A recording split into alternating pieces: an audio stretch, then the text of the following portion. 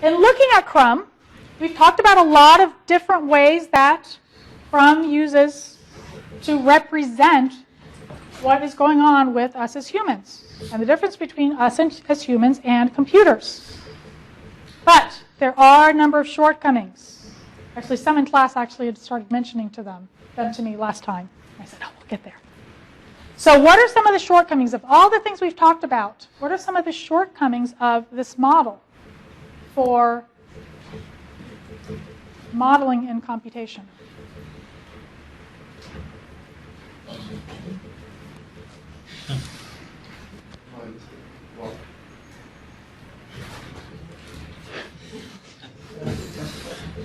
Okay, someone's got to say it. Emotion. CRUM actually doesn't talk about emotion. We've talked about emotions in terms of how humans work, right? But the model itself does not really address it at all. And emotion is actually quite complex in humans, right? It involves both cognitive processes as well as physical processes.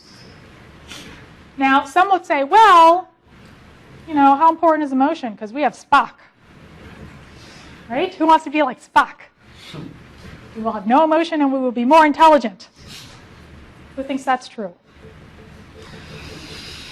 Yeah, you guys are brilliant, not so much. If you actually look at research into humans, you actually find that emotion is very tightly tied with intelligence. Take away the ability to feel emotion, you take away that ability and capabilities in higher order thinking because they're very intricately tied. Yes? I'm sorry? With sociopaths, they still can feel emotion, but they don't have as empathy. And empathy is being able to feel bad for someone else, basically step into their shoes and care about it. So they, when you have a sociopath, they still will feel emotions. They'll feel anger, they'll feel pleasure, and those sorts of things. So it's not that they're devoid of emotions, they just don't have the social connection. What else? Consciousness in the physical body, right? So with consciousness, what makes us conscious? I've talked to some philosophers to know, or maybe think about. We don't know. So CRUM doesn't deal with that. It doesn't deal with the physical body. So it doesn't deal with what are some of the limitations of the physical body. What are some things that the physical body is really good at? It doesn't talk about tissue regeneration.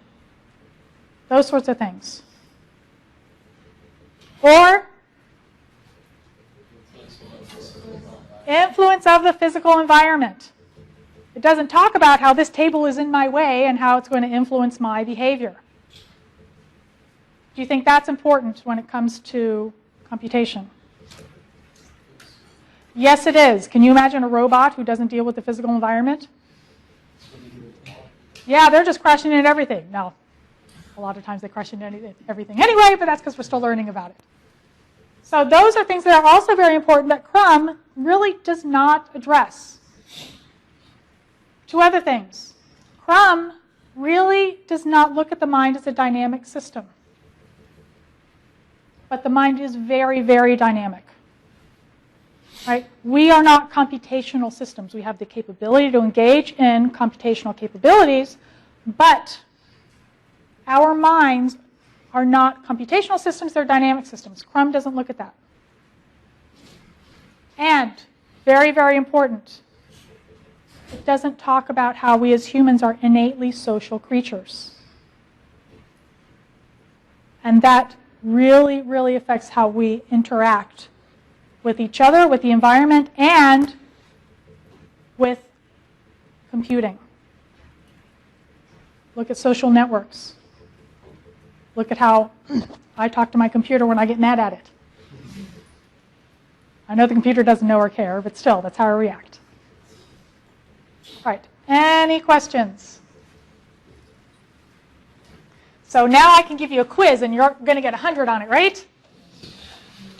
Wow, someone said yes. I'm impressed.